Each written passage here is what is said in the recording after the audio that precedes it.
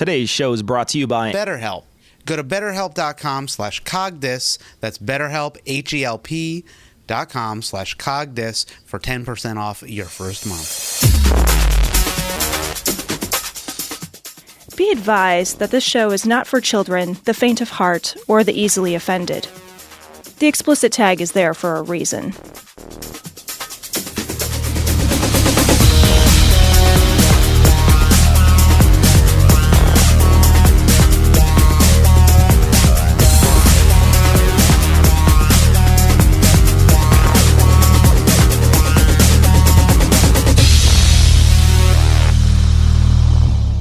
Recording live from Glory Hole Studios in Chicago and beyond.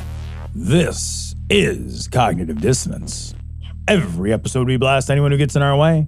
We bring critical thinking, skepticism, and irreverence to any topic that makes the news, makes it big, or makes us mad. It's skeptical, it's political, and there is no welcome mat. This is episode 595. I believe. Yes, 595. 595 of Cognitive Dissonance. We talked about it on the stream maybe last week, and we might have talked about it on the show. I don't remember exactly where we talked about it.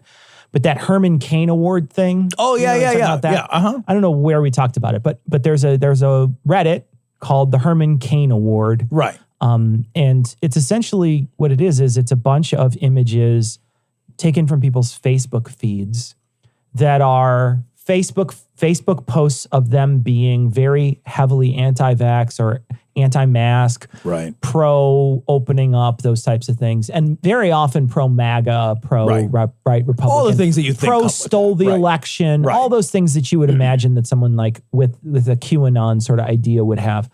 And then as time goes on, once you page through all of those initial posts of their reticence to wear a mask or reticence to get vaccinated, you get to the end posts, which are normally them on a ventilator or them very sick. And then it almost inevitably ends with someone else saying, we lost so-and-so, and they're linking to that person's profile and saying, we lost so-and-so, they died last night. And, some very often too, there's a GoFundMe for their burial expenses or something like that. And one thing I was looking through this week, and there's a morbid curiosity there because, we deal with so much disinformation on the show. There's a morbid curiosity when I see these, because what I really want to see is them very sick and then maybe saying, I made a mistake. You guys should do this. And I would love to see more of those. You don't see a lot of those. Right. Yeah. But one thing you do see is a lot of people taking photos of themselves while they're on a ventilator. So there's a lot of photos of like selfies while people are on ventilators. And I thought you were unconscious on a ventilator. I guess, or I'm talking about the mask. I guess it's not a ventilator, but like the mask, the oxygen mask that goes over your face. Okay. And so they're taking a lot of pictures of themselves in the hospital bed with these masks on.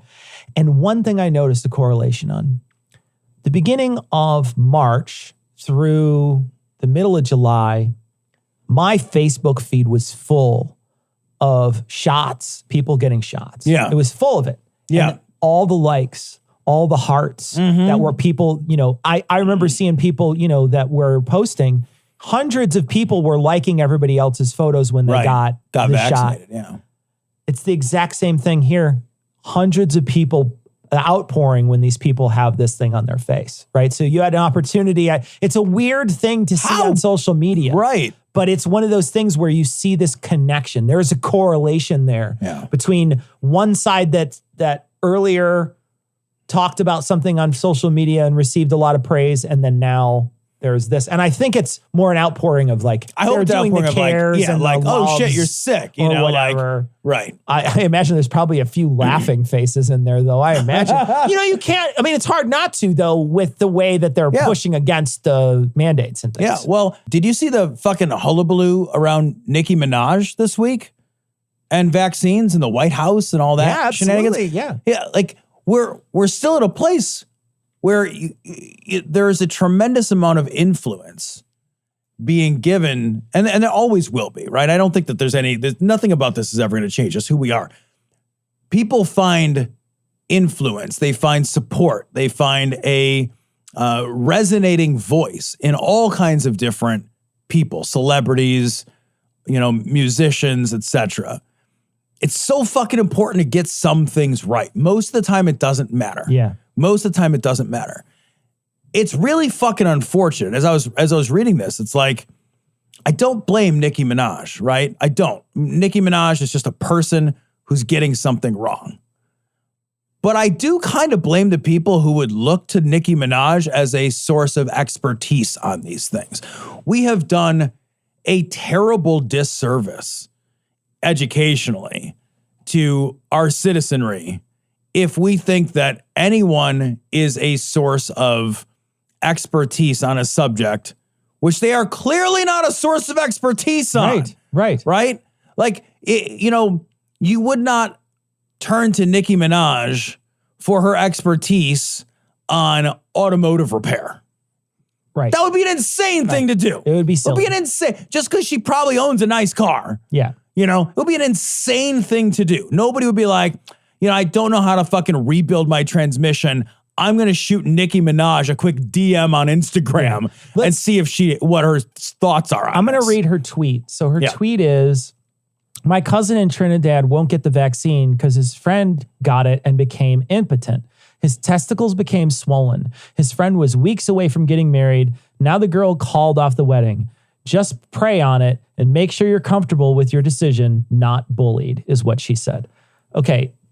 One, she's wielding the power of someone who has 22.7 million followers. Yep. That's a huge megaphone. Yep. That's a huge megaphone. Yep. And she's making a statement about an anecdote from a guy that's not even her, like this is 1 degree of separation from her even. But the president, prime minister, I don't remember, of Trinidad came out and said, we actually ran this down. It never happened. Wow. They said, and they said, we regret spending all these resources because the fucking leader, I forgot the leader of Trinidad was like, this is a big deal. Yeah. So they wanted to make sure, look, they ran it down. Never happened. This story is made up. Yeah. It's 100% made up. It's made up by Nicki Minaj. Yeah.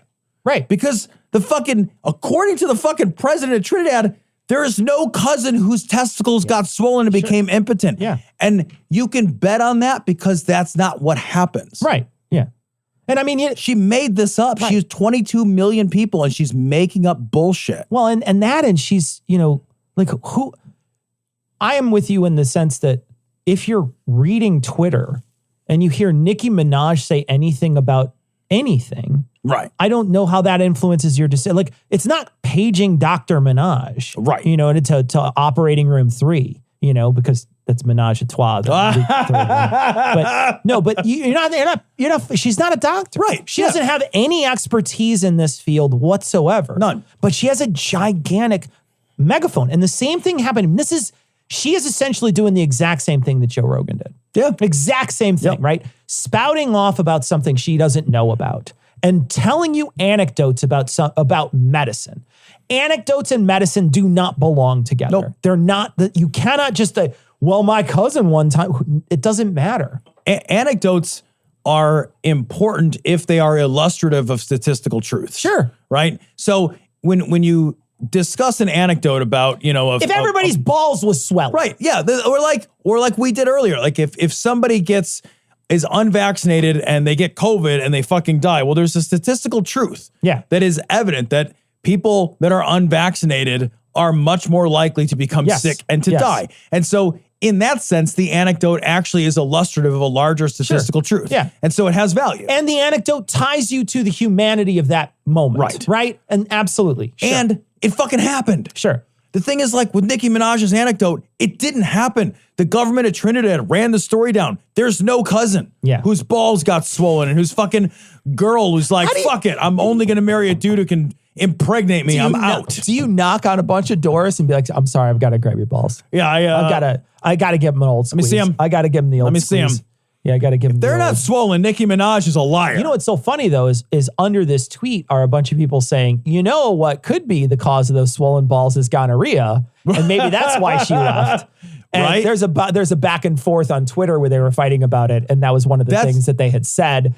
And, regardless, but you're saying they don't even exist, right? So the thing is even the Twitter comments don't matter. Right. Because there never was a person. Yep. There was never a swollen nut to be had. And think about it's only because this person has 22.7 million followers that the White House called and offered to have a conversation because they understand the power of influence. The megaphone, the size of it. President or prime minister, whatever, the leader of Trinidad took the time and they said, we regret spending our precious resources having to do this. Yeah. The bigger your megaphone, the greater your responsibility. Yeah. The greater damage you can cause. Yeah. The greater damage.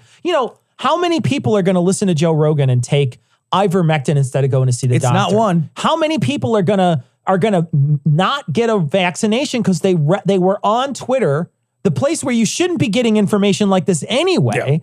But they were on Twitter. They scrolled past Nicki Minaj's thing and they thought, well, shit, I don't want to have fucking swollen nuts. And the thing is, if you I want to impregnate somebody. Yep. I don't want to be impotent. The funny thing is that the opposite is true. Yeah, if you get COVID, erectile dysfunction is a very real possibility because it fucks with your vascular system. Yep. I said this before. They need to make a bigger deal out of that. Yep. They really do. They do. Because, as soon as you threaten, think about the intense amount of toxic masculinity that is involved with the anti-mask crowd, right? Yes. I don't want to look weak. I'm not getting a vaccine. I'm a big fucking chest-thumping idiot. Genuinely, hold on a second. I'm going to play a clip of Joe Rogan talking to Bill Burr. When you can hear what he has to say, I just want to play this really quick for you. You want people to walk down the street with a mask on? Let's not start this, Joe. Do you, though? Let's not start this. Okay? Let's start it. I don't want to start this. I'm not going to sit here with no medical degree, listening to you with no medical degree, with an American flag behind you, smoking a cigar, acting like we know what's up better than the CDC. All I do is I watch the news once every 2 weeks. I'm like, mask or no mask? Still mask? All right, mask. That's all I give a about. I don't care. I just love how wearing a mask became like this soft thing that you were doing, like being courteous. Bitches. Being courteous. Why is it for bitches? That was so stupid. Wearing a mask. First of all, God, you're so tough with your open nose and throat. Gee, Joe. Bill Burr is just not happy. Here's the thing, man. I fucking love it. What a toxically masculine thing to be like, oh, what is that, a safety belt? Oh, do you feel tough with your seatbelt on? Yeah. Oh, look at you little bitch. You got your little. That is so toxically masculine to be like, it's not masculine to be safe. Right. Yeah. Which is ridiculous. Yeah. It's the exact, even if you believe the idea, which is problematic in of its own, of the man as the sort of provider and protector. Yes, absolutely. Your responsibility then is to take care of yourself. Yeah. Like, what good am I? And I am a provider, right? So like I'm the sole provider for my family. Like, my first responsibility then is to make sure I don't fuck myself up. Absolutely. Because then I'm no good in that role. Yeah. So even if you have a very traditionally masculine role, like if you don't fucking take care of yourself, you just fuck over the people that rely on you. It's such a the fuck? And the worst part about it is that there's a million knuckleheads out there that love Joe Rogan, that are going to hear him say that, and they're going to be like, "Oh yeah, what a bunch of bitches wear masks. Bitches wear masks. Get the fuck out of here." And that's what's going to resonate with them. Yeah. Oh, and then it's little cough, as if like that's really like that's what coronavirus is. Little cough. Yeah. That's what it is. I love that Bill Burr, who is a really fucking I think he's a great example here because this is a very he's also a very traditionally masculine guy, right? Yeah. Just calling that shit out. Like, I'm not going to even start. I'm not going to listen to you with no medical degree, me with no medical degree, even having this conversation. It's not a conversation. It's such a stupid thing to even do. But the problem is that Joe, I think, drinks his own Kool-Aid. He believes he believes the myth of Joe Rogan. He believes the myth of himself. And the same thing with Nicki Minaj. She thinks that she has something to say. Yep. She has something to tell you. Yep. And, in a lot of ways, this is good for her. It's publicity. It's her huge name's publicity. out there. Yep. It's her name. This is good for her. Yep. This was good for Joe Rogan. When Joe Rogan was had ivermectin and had COVID, that was good for Joe. Yep. Joe is not on traditional news very often, but he was then. Yeah. He was all over traditional news. All over it. And you're not at all wrong. All of a sudden it's like, wow, Joe Rogan, a host of the biggest podcast in America. People are like, oh, what the hell is that? What's that? You know people clicked on it. Absolutely. You know people went back and checked it out. Absolutely. I can't believe people get it down there. Can you believe that? Some guy. Where do you go to get that done? You go to a hospital or some shit? Hey, can I get another hole in my pecker, please?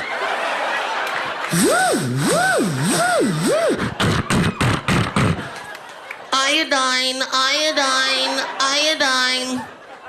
This story comes from Rolling Stone. Anti-vaxxers are now gargling iodine to prevent COVID-19. And I love this. One ER doc's response to the new trend, fuck me, of course they are. I love it so much. At a certain point, like ER doctors are just walking over to that cabinet that nobody knows about and just pouring themselves 3 fingers of scotch. And they're just like, fuck it. Yep. I don't even care anymore. Fuck you. I don't care. It has got to be so traumatic to be a doctor and a nurse dealing with stuff, especially in these places where they're overrun with this just an immense group of unvaccinated people coming in. You know, you hear the sound, you hear them talk about the alarms of the ICU. Yeah. And you hear that sort of haunting alarms all the time. And, you know, there's some real trauma that's being built over these last couple of years by people's own negligence to their own health. Oh, yeah. We are hurting the people that are there to take care of us. We are hurting them psychologically and emotionally, very deeply. And the thing is, Cecil, we're going to run out of them. Yeah. Because at some point, those people are going to trauma out of the system. Yeah, they're going to quit. Age out of the system. They're going to quit. They're going to go find other work that isn't as difficult and traumatic and doesn't take that kind of toll. And the other thing that we don't think about too is, you know, you can wake up, you go to work, you experience trauma after trauma after trauma after trauma after trauma. It changes you. You take damage. You do damage to your family. Yeah. You come back. You're not as, you know. You're not as present. You're not as present. There are all kinds of, there's a tremendous body of research that says, you know, people who experience trauma have difficulties connecting at home. They are sometimes, you know, it doesn't do good. These effects ripple, man. They ripple out. So filling the fucking hospitals full of COVID patients means that, like in Idaho right now, they're did you see that? They're out and they applied for, I think for like crisis something. I'm going to get the term wrong and I'm sorry. But essentially, they have said, like, we are rationing care in Idaho. So we're at a point where we are completely full. The inn is full, no room. So that's it. So what they're doing now is you show up to the emergency room, the ICU, whatever. They are assessing on the spot whether or not you're likely to get well. If you are likely to get well, then you're in this lane. If you're less likely to get well, you're in this lane. And if you're unlikely to get well, they just try to keep you out of pain. And that doesn't matter if you're COVID or not, because they're so full. So if you have like a burst appendix or something, which happened this week, then they're like, sorry, that happened this week. Some kid went to the emergency room and waited so long the fucking appendix burst while they were in the fucking emergency room. Yeah, if you have, depending on what you've got, they're putting you in lanes now. And that lane might be, look, man, maybe we can make you better, but we don't have the time and resources. We're just going to keep you out of pain and wait for you to die. Jesus fucking That's Idaho Christ. now. Jesus Christ, dude. That's it. Yeah. And there's no reason to think that that's not going to happen in other states, which are becoming flooded. There's no reason that should be happening. There's none. No reason. Do we have a solution? There's no reason. The vaccination rate in Idaho is 40%. 40 fucking percent. That's high. That feels high, right? 40% feels like, that means that the 40, like 4 in 10 people are protected. Yeah. But the problem is this Delta can be transmitted by those people. And that's the problem. Well, and like, you know, 2 people walk down the street, flip a coin. It's a better than even chance that they're not vaccinated, you know? Yeah. Like it also shows just how important it is to drive that number up. Yeah. 60 isn't 70 and 70 isn't 80. Yeah. And when 40 isn't 50. Right. Yeah. And like the multipliers are enormous, you know? It's funny because I'm still thinking in pre-pandemic numbers. So when I think 40, I'm like, wow, it's a lot. Right. But it's not. And it's not for this. It's not for it's not for Delta. Yeah. It's not for Delta. And that's the problem. How long to get this right? We had so much time and we could have gotten it right. Yep. We could have 100% gotten it right. And we had every opportunity to. And we just failed. We just failed as a culture. We fought. We cared too much about our political decisions. And we let these political decisions decide our medical decisions. They get in the way of science and truth. And it's a disaster. But in this case, people have switched. It's not that ivermectin has gone gauche. It is still, ivermectin is still the drug of choice. However, they're doing this iodine stuff that you would normally get in the ER that they would wash your cuts with and shit. If you sew somebody up, they would normally wash it. And have you ever been washed with this stuff? It's really, yeah, you have. It's really, really dark brown. Yeah. It's like when I had back surgery, it stained my, it was on my back, stained, like this is a serious topical antibacterial cleanser. It's fucking iodine. People are gargling this shit. They're saying that at a certain point, some of it is gargleable because it's sold, the diluted product is sold as a gargle to treat sore throat. But again, the company came out and said, these have not been demonstrated to be effective against COVID, or any other virus. It's not good against a virus. Right. Also, it's important to note that it matters if something is diluted or not. Yeah. And that's the problem with the ivermectin when they get in the horse dose. Right. Yeah. The poison is in the dose. Yeah. Too much water can kill you. Yeah, absolutely. If you have something and it is safe when it is diluted to X level, increasing that exponentially is not necessarily mean it's more effective. It just might be really fucking desperately unsafe to use. It's like Scoville units. Right. Right. Yeah. 50 Scoville units? Palatable. That's not an issue. Right. 1 million Scoville units, you could probably choke it down. 20 million Scoville units? Enjoy tomorrow in the bathroom. Man, I used to fucking love ultra spicy food. Yeah. I loved, like most of my life, ultra spicy food. I would go to restaurants and I would look for the little indicator of what was hot. And I would just choose amongst the spicy stuff, almost exclusively. God, of course I'm going to do that. Now that I'm 43 years old, I'm like, no, you know what I don't need to do?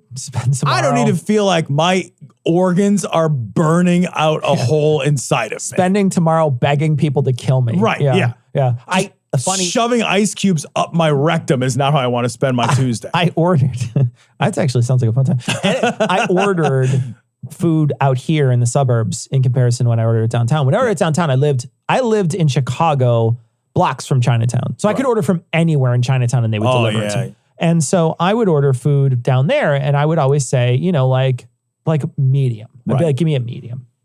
And it was pretty spicy. Medium was relatively spicy. Yeah. It's, it's not, I would never order it mild. I would order it medium, so it's like a medium hot, a little kick to it. I ordered it medium out here and it was sweet.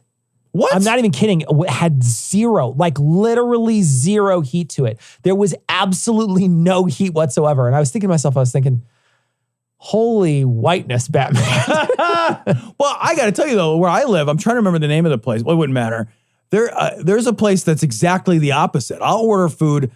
First I would order it hot and it was impossible. It's just impossible. It was impossible. Yeah. And then medium and I was like, that's the same as hot. Yeah. And then I got it mild last time and I'm like, this is also unpalatably hot. And Cecil, it's me. I can eat some spicy food. I might regret it, but I'll still I'll eat it. And it's like, I'm fucking sweating. Yeah. And I don't know what to, I got to order it like Chili Willy or something. I have no idea. I just think they have the one recipe. Yeah. They don't fuck around with anything else. It's just like everybody gets what they get and they don't throw a fit. You get old and you start worrying anyway, Forget the coronavirus, that's possible. I said I wasn't going to mention it. I was talking to the manager. He's like, nobody wants to hear about the fucking coronavirus. They come here to not hear about the coronavirus. I'm like, yeah, that's true. But it was a good idea you made. It was a good choice tonight to come out and sit beside total strangers. At least I might be here.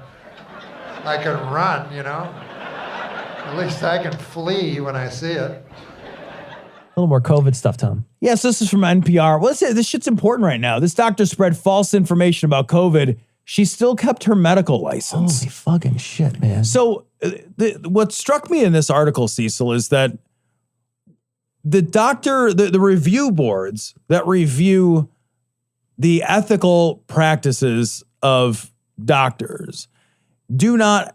First of all, they're essentially unfunded or underfunded. Yeah, they're under-resourced. They don't have enough resources. And they don't do anything except for act upon an existing complaint. You have to call in. So there is a group of doctors out there that are providing false information, oftentimes with a profit motive to themselves involved. This particular doctor is charging $90 for telehealth visits so they could prescribe you some other types of medication. Yep.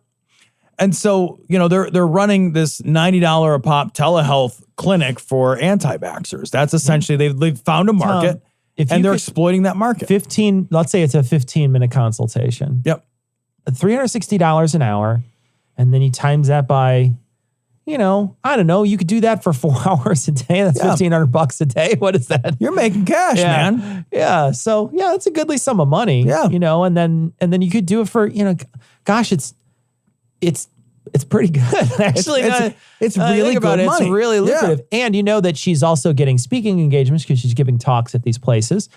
She probably has other methods in which people, she probably has a Facebook page with ads and all kinds of other stuff that she's making money off of too. And I found it really disturbing to realize that the review boards that should be looking at this and saying that's demonstrably harmful to public health. First, do no harm. This is demonstrably harmful to individual health of the patients that you counsel. It's not in keeping with any medical or scientific literature or guidelines. Yeah. And it harms the public health. And still, these people do not lose their licenses. Yeah. That I found really distressing because it tells me that the licensing board is really a political board. Yeah. Yeah. And that it has nothing to do. Once somebody becomes a doctor, it seems like from this article, it feels like they'd have tenure. That's it. Yeah. They just can't be pushed off that pedestal. Once they climb that and they do all the work to get that, they can't be pushed down off of that. And you basically have to call them doctor forever. And this isn't a small mistake. Yeah. I mean, I think that in the article, they're talking about like most of the time people lose it for malpractice, but not for anything else.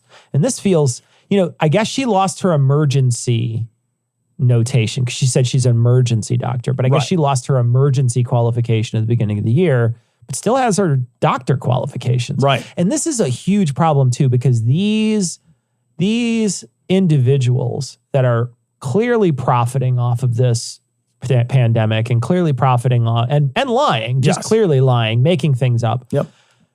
These are the people, because they have credentials, are going to be the people who all the anti-vaxxers pick up and retweet. Yep. And, when we were talking about anti-vax stuff and misinformation about, I forget what it was. I think it was anti-vax. There was 12 people, they were saying, 12 major social media outlets where the social media accounts. The bulk of the disinformation. It was like 85% of the disinformation. There's a reason why, they're very insular, right? It's like they'll share this person to the next person and the next person and the next person. They'll all share her stuff because this is a win for them. Yep. I have a doctor on my side that says you're wrong. Yeah. Why is your doctor better than my doctor? Yeah. Well, and the answer, the licensing board should say, that's not a doctor anymore. Yeah, that's exactly right. That's how they should do it. That's how they, oh, I'm sorry. This is not the same thing as, and don't get me wrong, I don't want doctors to be fearful of losing their license because they made a mistake. Yeah. Right? People are all human beings. They're going to make mistakes from time to time. If they're negligent, that's different, right? So, but if they just make an honest to God error of judgment or whatever. A lie to make money? This is just, you're right. Yeah.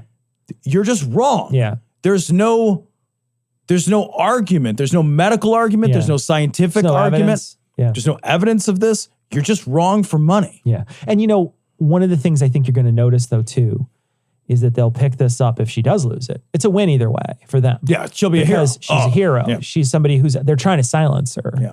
She'll become a martyr. You cannot win. There's no winning here. The moment she puts herself out there as a doctor, there's nothing that could happen to her that would change their mind about what she had to say. Well, but part of it though is if these licensing boards had teeth and balls, she wouldn't do it in the first place. Yeah. Because I guarantee she doesn't want to lose her medical credentials. Yeah. After how much work and money and time. Right. Yeah. Like she's willing to do this because there's no threat. Yeah, there's no trap. Yeah. Yeah. People go, Sam, do you think you could do it again? Do you think you could ever be able to preach again? Do you think there's anything left inside you that has any good to it, that could shine a light into somebody's lost way? Do you think if you had to, if your soul was riding on the line and you had to testify and you had to make a commitment. If it was a final answer, what would you do? Well, so this story, I found versions of this story on AP News as well as in the Times this week. As COVID vaccine mandates rise, religious exemptions grow. And I thought this was really interesting. There is a long-standing and utterly nonsensical exemption for religion on vaccines. It's been the case for a long time. Used to be you could have a philosophical exemption. A lot of states have said no more to that, although some states still hold it. But most states still have religious exemptions for vaccines. And so with the mandate, there is a growing marketplace for religious leaders to provide these bullshit exemptions. Sure.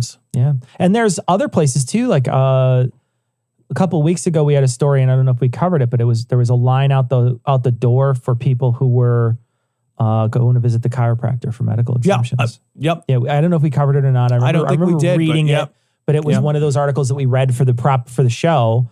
And it was essentially chiropractors. There's a line out the door so that they can give these medical exemptions to say this kid shouldn't get the thing. And then the school board essentially said, we're not taking chiropractor notes anymore. Yep. This is not, you're not going to come in here with a chiropractor note.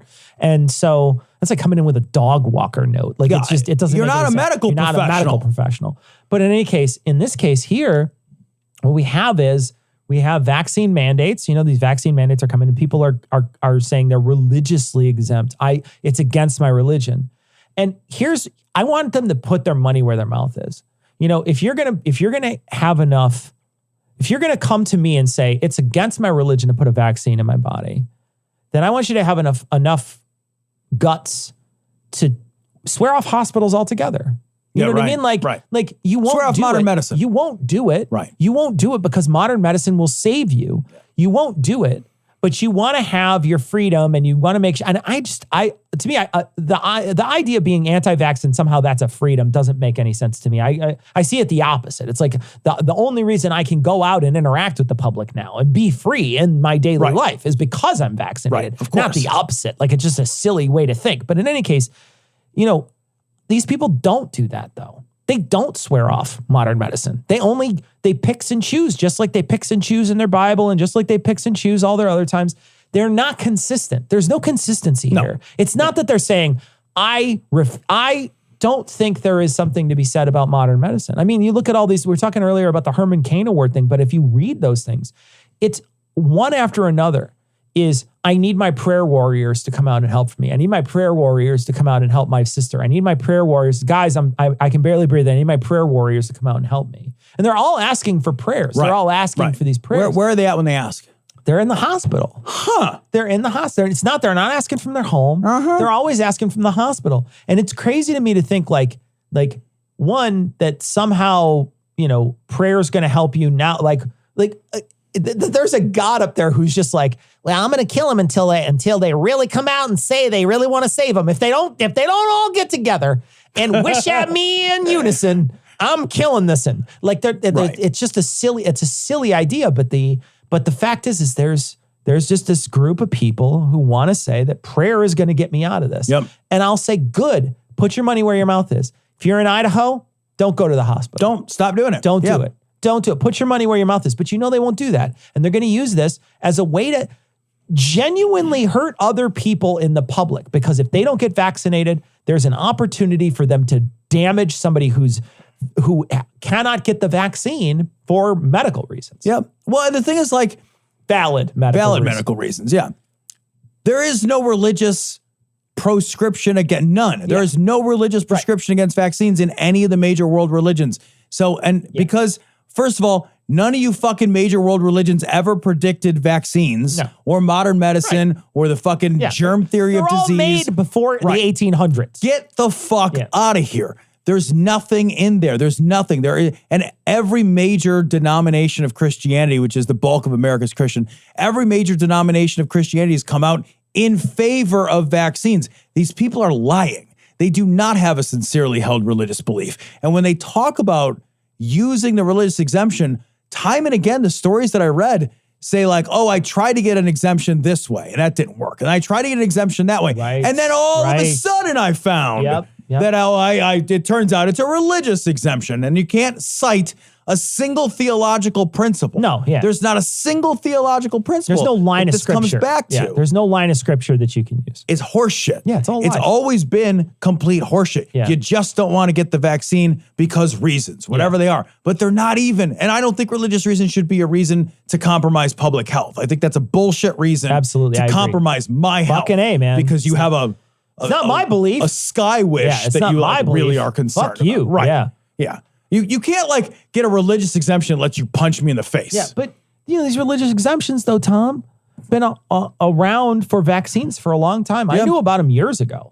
I knew about them years ago. Well, there was a couple of people in my life that were anti-vax, and they were talking about these religious exemptions and getting these religious exemptions for, possibly for their kids, and saying when their kids were when their kids were born, that they weren't going to get the vaccines for their kids while they were in the hospital. The few vaccines you get when the baby's born, I don't know how many there are, but there's a fair number. There's a couple, they give the baby, but certainly not as many as they used to. They used to give babies a lot more, and then they started yelling like, "Oh, it's too many too soon," and then they stop doing that. And they're like, but we still don't want to do it. Yeah, you still get, I don't know how many you get in the hospital, but in their first year, babies get a fair amount. Sure. Yeah. But again, they've acquiesced to that too many too soon. They've acquiesced to the thimerosal, it's mercury. And they're like, yeah, but it's not the same. It's not the same thing. It's not. And they're just like, we don't care. It's mercury. And they're like, fine, it's gone. It's not in there. And then they still clamp on it though. Yeah. Right. Everything.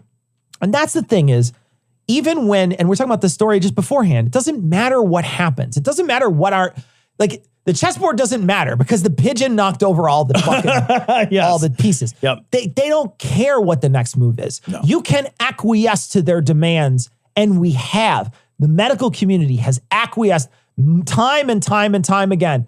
Oh, it's too many too soon. Well, we'll change that. Oh, and look at the literature, and it's still in there. Yeah, right. Oh, it's got the thimerosal. Okay. We'll take it out. But then look at it's connected to autism. We'll do massive epidemiological studies that show that it's not. Still talk about, it's got formaldehyde in it. There's more formaldehyde in a pear than in this. It doesn't matter to them. It doesn't matter. They have their talking points. It's with fetal tissue. No, it's not. It's with fetal tissue. And they don't care what you say. No. It's like whatever you say doesn't matter. And so you're dealing with a system that keeps on rewarding these people for saying false shit. Yep. Yeah. And these guys are, incidentally, the same motherfuckers who are all about bodily autonomy. Yes. But anti-abortion. I have to point that out. The overlap is enormous. Yeah. That Venn diagram isn't perfect, but it's pretty fucking enormous. Pretty fucking big. There's an enormous overlap of these assholes who talk about the perfect sanctimony of bodily autonomy and will still oppose that exact same principle when it comes to abortion. Yep. Even though one is a public health decision and the other is a private health decision. Doesn't matter. And they also make memes pointing out the exact opposite, which is you can be pro-choice, but then you say, no, it's not your body, your choice. Right. Yeah. But they miss that very important part. Pregnancy's not contagious. Yeah, exactly. They miss that very important part that you can't just go to a party and come back pregnant if you didn't fuck anybody. Right. Yeah. I didn't go to the ball game and come home pregnant. Yeah. Well, you can go to a certain ball game and do that. You can go to some parties. Yeah. But exactly. Okay. Yeah. But you can't go to the White House Rose Garden. I can't go to the Circle K and get. It does give a new meaning to Superspreader event. Really does.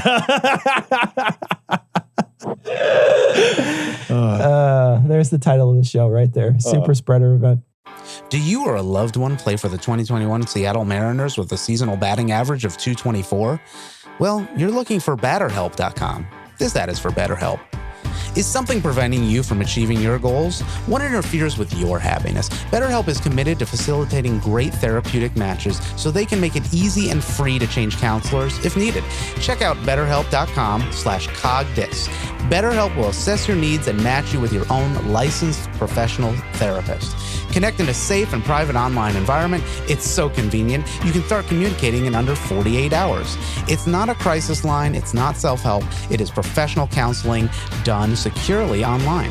Send a message to your counselor anytime. You can schedule weekly video or phone sessions, all without ever having to sit in an uncomfortable waiting room. It's more affordable than traditional offline counseling, and financial aid is available. The service is available for clients worldwide. Find the particular expertise you need online. Don't limit yourself to counselors located near you. Licensed professional counselors who are specialized in depression, stress, anxiety, relationships, sleeping, trauma, anger, family conflicts, LGBT matters, grief, self-esteem, problems with reading an advertising calendar and then accidentally recording and publishing an ad during an off week. Anything you share is confidential, is convenient, professional, and affordable. We want you to start living a happier life today. As a listener, you'll get 10% off your first month by visiting our sponsor at betterhelp.com/cogdis. Join over 1 million people who have taken charge of their mental health. Again, that's BetterHelp, HELP.com/cogdis. You know, you think comedy's easy? It's not. I may just go on MySpace tonight and talk to my 13 friends, Tom deleted me, and say that Canada is being tough on Brody. They're being tough on me. I've been to Thailand. I've been to Dublin. I've been to Cabo, Mexico. I take chances. That's right. I snuck pot into Canada, marijuana into Thailand, a one-hitter in my urethra. That's taking a chance. All right, this story comes from Business Insider. Facebook employees worried an algorithm change in the middle of Trump's presidency would push sensationalistic and divisive content. What? A new report says. God, so let's stop for a second and look at Mark Zuckerberg.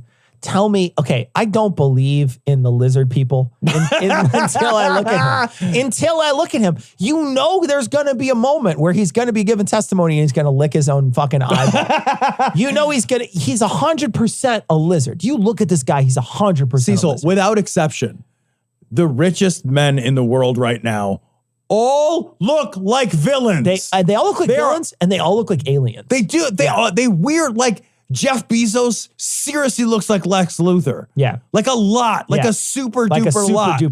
They all look comically villainous. They do. 100%. You're absolutely right. They all need dark goatees. Yeah. Dark goatees. Short crop goatees. Facebook employees knew that an algorithm change in 2018 would elevate false and divisive content. The company graded posts to decide what to prioritize in users' news feeds. Employees said there was an increasing liability and Zuckerberg wasn't always open to broadly fixing it. So just a brief summarization of the article, they made a change to say, look, people are not spending as much time on Facebook as they used to spend. So they noted a drop in usage. And so that was going to affect ad dollars, right? People need to stay on platform. That's how they make their money. So they were like, all right, well, we should just find content that makes people feel strongly. So then they graded certain types of shares and certain content that was produced. And if your content or share had a lot of emotional reacts, and this is the thing, like they give us these cute little reacts, right? Like, oh, it's a angry like face. An angry face, heart face. But that stuff is being used as part of an algorithm, not to say like, oh, this person wants to give you a virtual hug. Instead, it's like, okay, this is part of a grading system on how emotionally reactive our users are to these posts. And that's not Tom making it up. It's in this article. Sure. They grade it based on the emotional reactivity. The harsher the emotion, the higher the grade. The higher the grade. So angry faces were worth more than likes. By accepting these by a lot. By a factor of 5. Likes were graded at a 1. Yep. Angry faces were graded as a 5. Yep. So and it's not like the heart was graded at a 5. The angry is graded at a 5. So because they know how people are wired, there's a huge amount of time and energy spent working to manipulate you. And it's not manipulating the best parts of us. Yeah.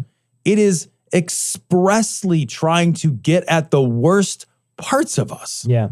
That's just true. It's in their memos. Yeah. And what's worse is that this was this had to be about a year after he was graded over the coals for the stuff that happened in the election. Yep. where they were pushing certain things and there was a lot of divisiveness, and that divisiveness may have shifted people to vote, and that it may have changed people's ideas on who they were going to vote for. Yep.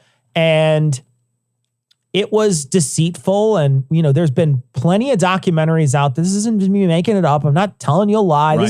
This is documented that Facebook manipulated through, you know, and this is Russia who was doing part of this. Yep.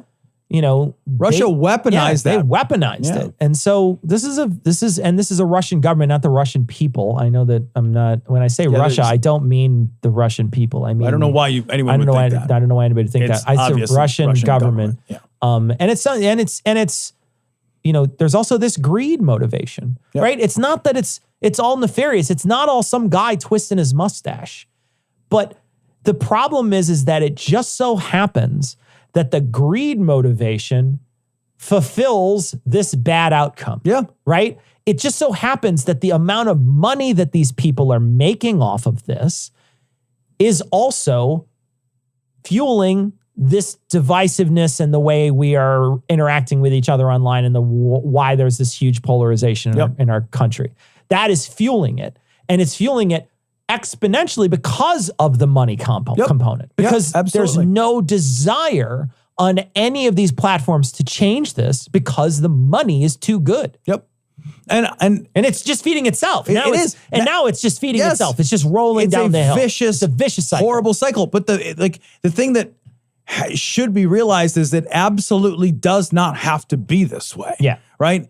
Mark Zuckerberg, one person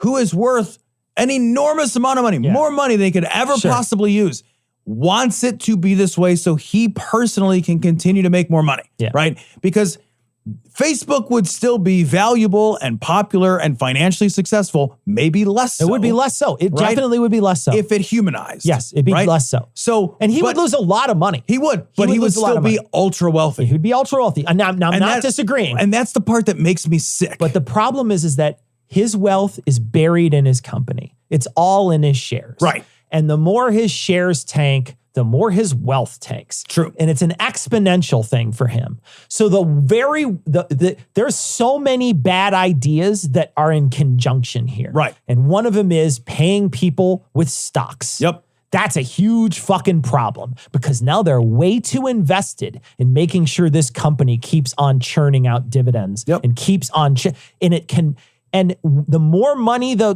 company makes, the less humanist it can be. Yeah. It's just the less it can treat people like humans. And he doesn't care at this point because it's genuinely tied into his wealth. It's not in his best interest. It's another stream in this vicious cycle. It's a mess. It's an absolute fucking gum in your hair mess. Yep.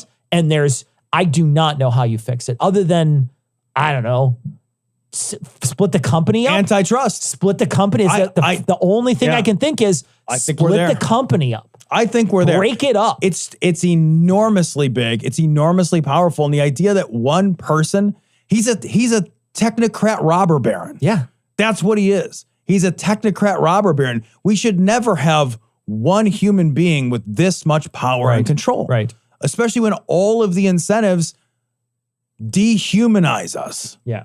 We don't have any humanizing incentives for this one fucking person. It's a fucking nightmare. It's an absolute nightmare. I just kept getting older. It got more difficult to see. Till eventually me eyes went and me arthritis got bad. So now I'm cleaning up in here. But I can't be really sad. Because you see, I feel that life's a game. You sometimes win or lose. And though I may be down right now, at least I don't work for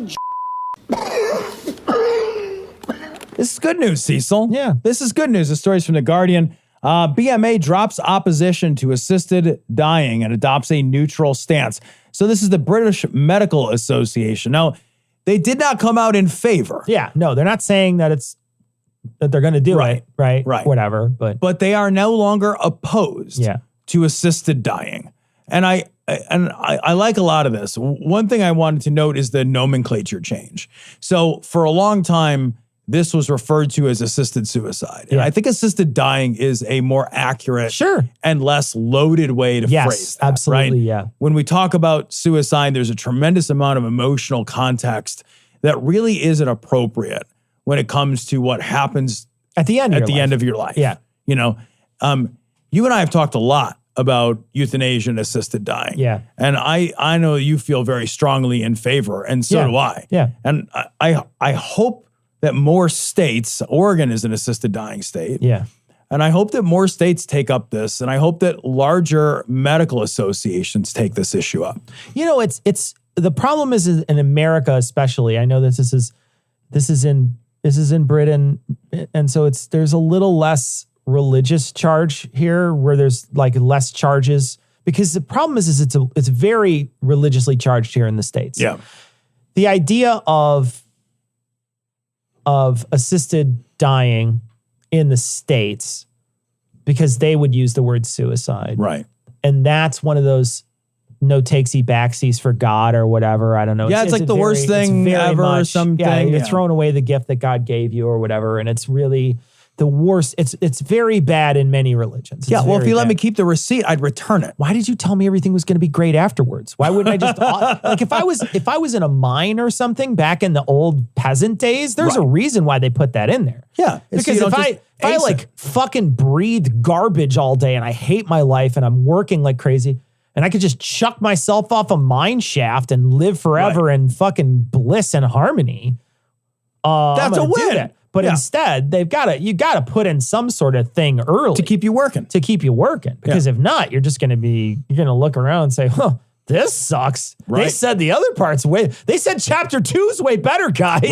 Right. Yeah. And but so there's this. So they had to demonize it, right? Mm-hmm. They had to go out of their way to really make sure that no one would do it, and so weird, dumb customs of the old come forward in the new, because that's literally where religion is.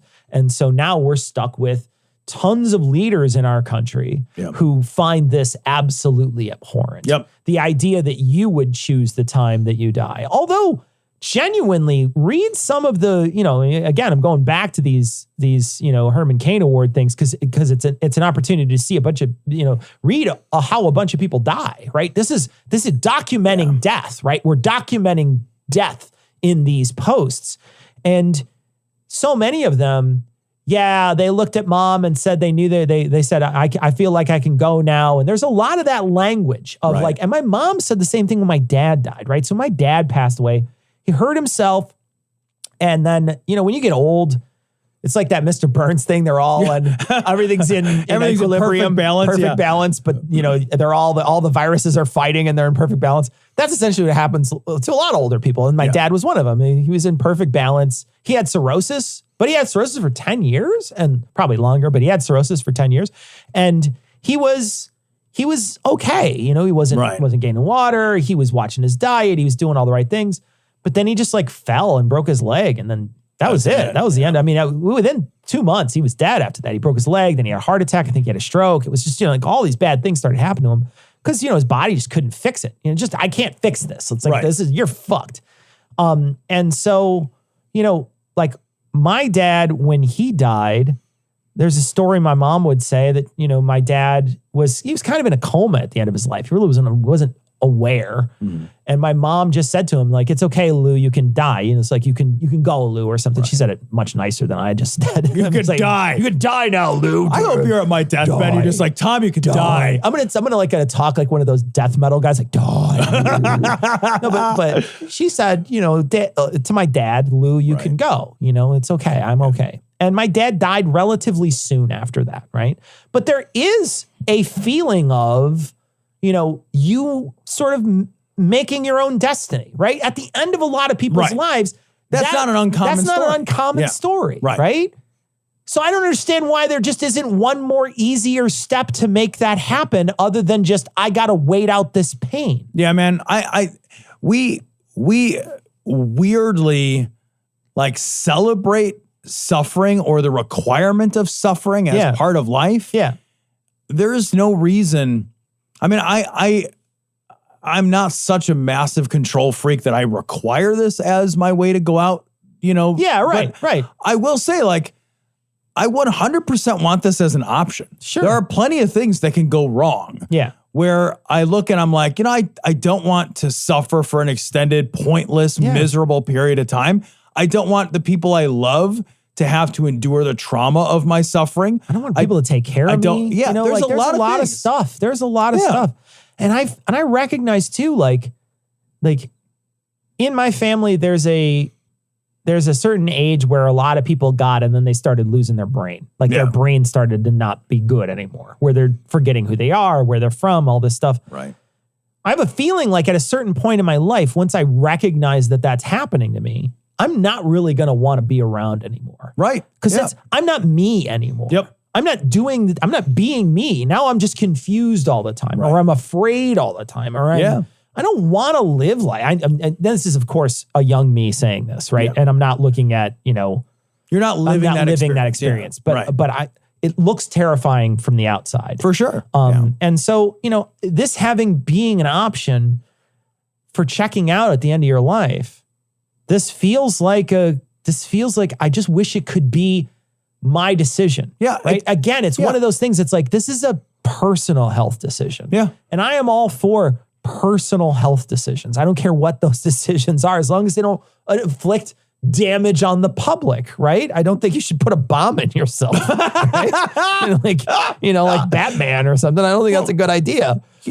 But, you know, like, I know you're joking, but it does prevent having good, safe, dignified options for assisted dying means that people who are intent on that, performing that option, they don't jump off a bridge or run out into traffic and make somebody hit them with a train, or, you know, they a lot of, unfortunately, there are some methods where people end their lives in ways that invoke the trauma of other people. They have to find their bodies. They have to hurt other people. But that doesn't have to be the case. Yeah. You know, a lot of times it is the case because, like, people are desperate and they run low on options. And there's nothing else you can do. And so, yeah. I mean, it's kinder to everybody. Wouldn't you rather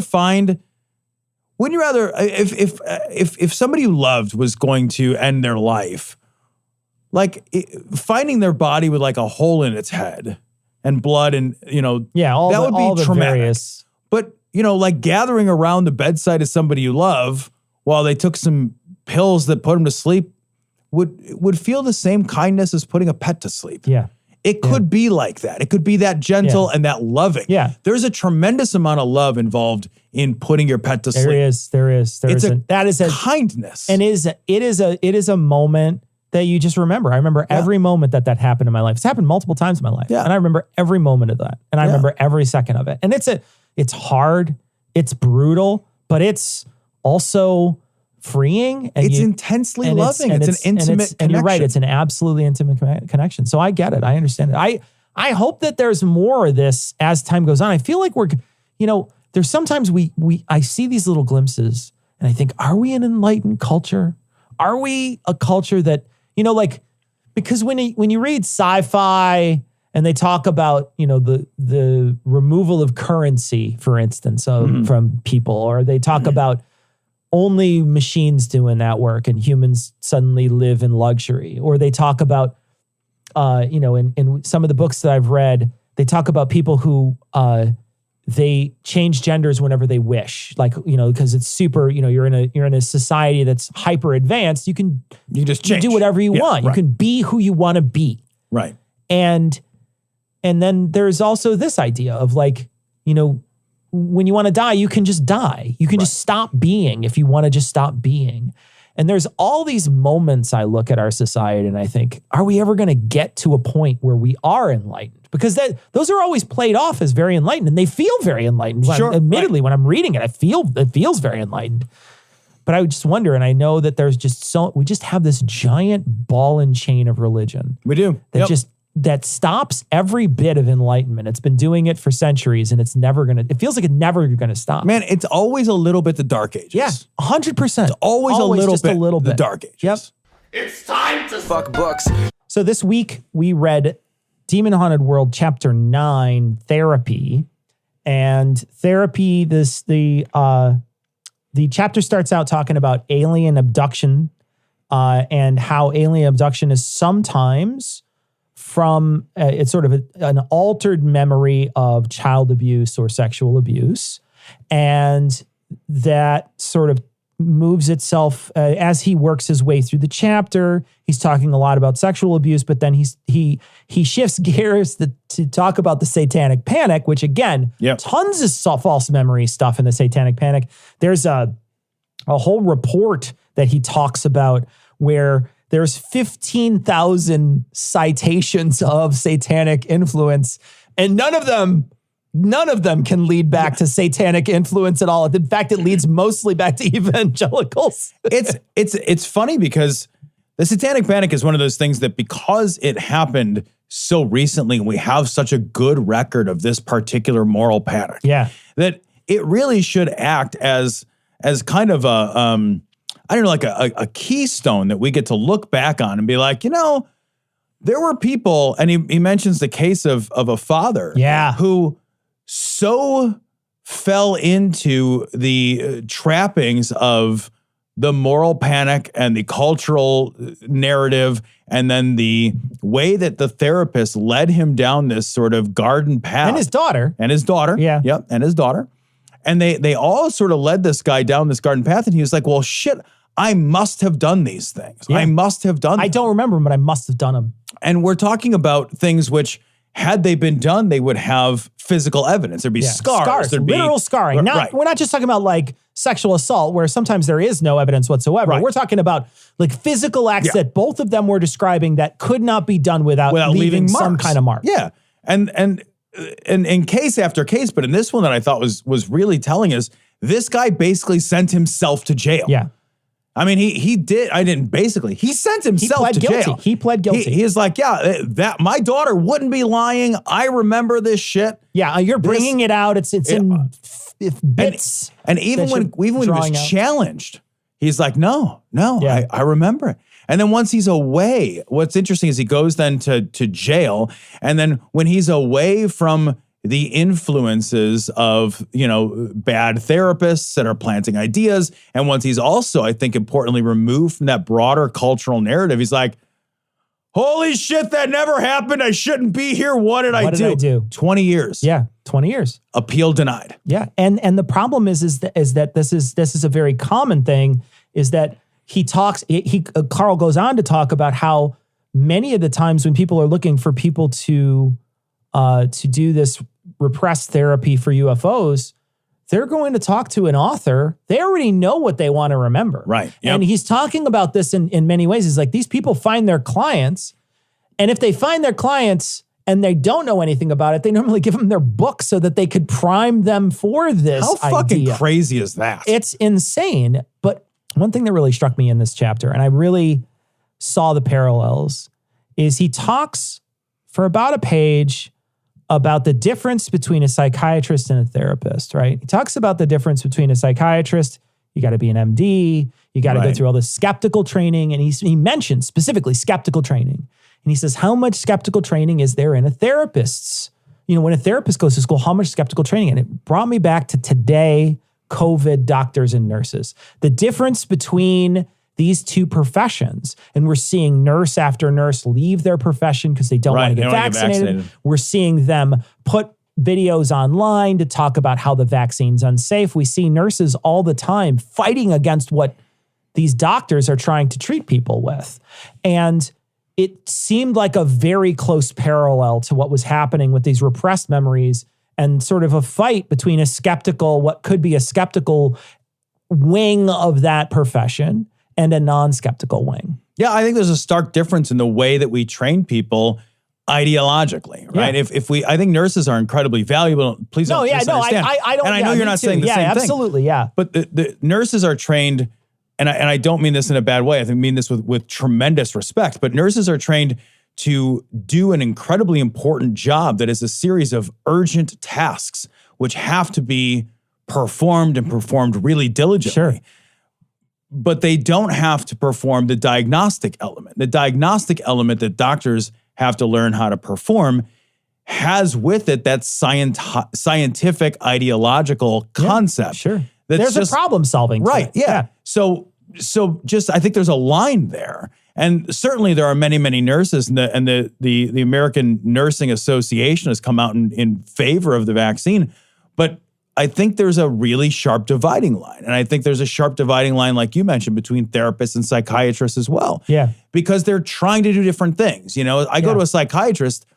One of the reasons I go to a psychiatrist is for medication. Therapists can't give me medication, right? They're not an MD.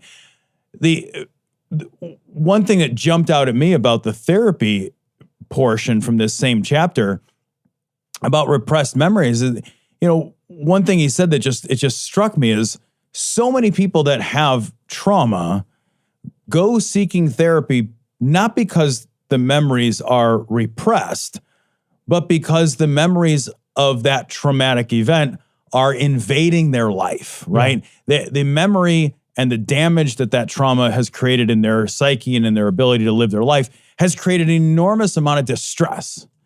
And he is sort of casting a skeptical eye at the idea of repressed memories being this common. Yeah. And I read that and I thought, yeah, fucking right, man. Yeah. I agree, because I do know people, and I know this is anecdotal, but the people that I know that have suffered traumatic events in their lives, remember those fucking events. And they have to find some time and tools to deal with those traumatic events. And if they don't, then, you know, things don't often work out real well, right? I've never encountered the repressed side. It's not like I've never encountered people, and I know this is anecdotal, but I've never encountered people that discovered aliens. You know what I mean? Yeah. Or I've encountered people that have had trauma and have been damaged by that trauma and can name the trauma. Yeah. That I've encountered many dozens of times. And that's not to say it doesn't exist. And Right, there are yeah, people out right. there that do have something that, you know, some way to put that away and that they never thought about it again and then they forgot about it or whatever. But I just feel like it's like the movies where everybody that is a multiple personality is a caricature of a multiple personality, which is not a real thing, right? Or it's either not a real thing or it's a very different type of thing than what is portrayed all the time. Sybil and other things like where that. they show somebody who's having a conversation with themselves or fighting against themselves wildly or whatever. different personas very and memories. different than what really is what people would call that, or even if it does exist. And I don't care if it does or it doesn't. I'm not a psychiatrist. I don't care. It's not your job. I'm just making the point that there is something to be said about the sort of TVization or the sort of serialization of what we do when we think about these disorders. You know, we know what a schizophrenic looks like because we saw it in the movies, but that may not be what a schizophrenic acts like all the time and that sort of thing. And so that sort of thing is, and that's why I feel that, you know, you have the Hills, and these are the people who were essentially the first people abducted, you know, that came out as abducted. You have this couple that go out into the hills of Connecticut or New Hampshire or wherever they were. It's in the East Coast, and then they lose a couple hours, and then they have these recurring nightmares where you're not really sure how they even formed, right? How those nightmares even formed, but that idea of them being kidnapped by aliens, because that was their story, and those memories being suppressed by the aliens so that they don't remember them right away or, you know, whatever, that becomes the main story. Yes, the archetype. Exactly. That becomes the archetype for all of them. And in fact, when you look at all the different, you know, stories that come out, they really do follow several of the pieces that the Hills came up with. That was the origin in the Hill story. So, you know, there's this feeling that, you know, people are just following it's like a guide. Yeah. I think, and I know we talked about this, but I do think it's a recurring theme. It's an important one that, you know, when our culture gives us a template, we are all too happy to fill in the blanks according to that template. Sure. You know, you can write a lot of weird stuff in a Mad Lib, you know, but at the end of the day, it's still a template that you're working with. Yeah. And to be entirely blunt, most of the cultural templates we have are even less creative than a Mad Lib. Yeah. They follow a certain pattern, and it's fairly well laid out, and it's got a lot of the same thematic elements.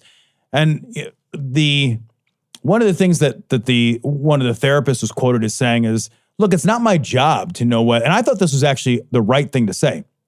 It's not my job to say whether or not this experience is real. It's my job to basically deal with the experience of the patient. And I thought that is both 100%, I think, an accurate and honest and an empathetic way to deal with it. But I also thought, but if we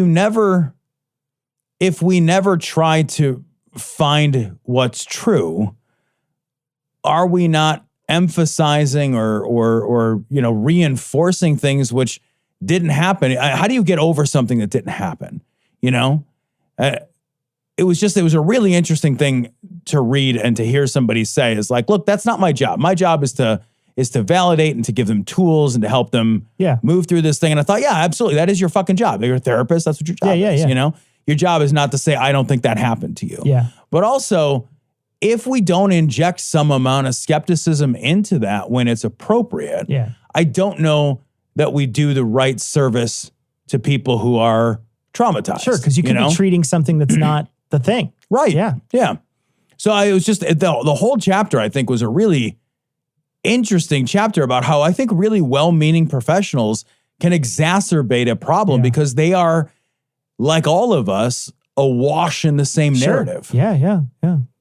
So next week, we're going to be reading chapter 10, Dragon in My Garage. Can't wait to read this chapter. It's one of those chapters that stands out in my memory. Yeah.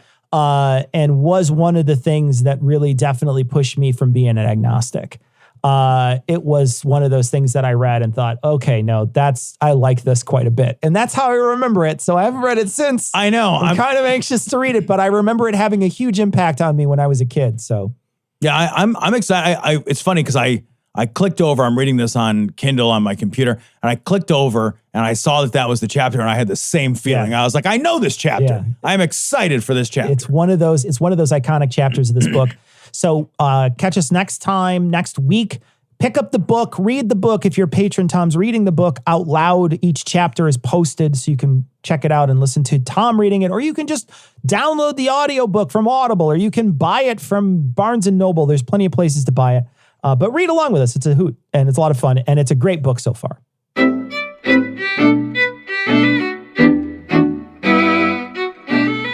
So that is going to wrap it up for this week. We are sorry we're not going to be able to read email. I would normally blame Ian for this, but we can't. It's actually our fault. We wound up, bad things happened during the record tonight. A whole bunch of, it was essentially just one of those nights where nothing went right. Right. And so we're running very late tonight. And so what we're going to do is we're actually going to skip the email section. We're going to go to next week, and we're going to read all the emails. So this is your opportunity to make the patron section next week as long as the show. So you go out. We'll only do the patron section if you guys participate, right? So this is your chance to make that the entire show. Go out, become a patron, patreon.com/dissonancepod. You can become a patron. On a per episode basis, we're going to read all the patrons next week. We promise. We are going to wrap it up, though. Come join us on our live streams. We do a live stream tonight, so come join us. Come hang out 9 p.m. Central Time. We do them on YouTube, Facebook, and Twitch. But that's going to wrap it up for this week. We're going to leave you, like we always do, with Skeptic's Creed. Credulity is not a virtue. It's fortune cookie cutter, mommy issue, hypno-Babylon bullshit. Couched in scientician, double bubble, toil and trouble, pseudo quasi alternative, acupunctuating, pressurized, stereogram, pyramidal, free energy healing, watered downward spiral, brain deadpan sales pitch, late night info docutainment. Leo, Pisces, cancer cures, detox, reflex, foot massage, death and towers, tarot cards, psychic healing, crystal balls, Bigfoot, Yeti, aliens, churches, mosques and synagogues, temples, dragons, giant worms, Atlantis, dolphins, truthers, birthers, witches, wizards, vaccine nuts, shaman healers, evangelists, conspiracy, doublespeak, stigmata, nonsense. Expose your sides. Thrust your hands, bloody, evidential, conclusive. Doubt even this.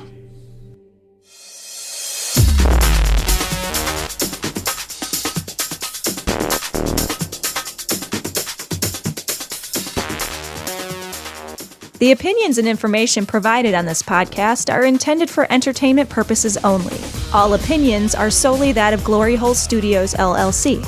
Cognitive Dissonance makes no representations as to accuracy, completeness, currentness, suitability, or validity of any information, and will not be liable for any errors, damages, or butthurt arising from consumption. All information is provided on an as-is basis. No refunds. Produced in association with the local Dairy Council and viewers like you.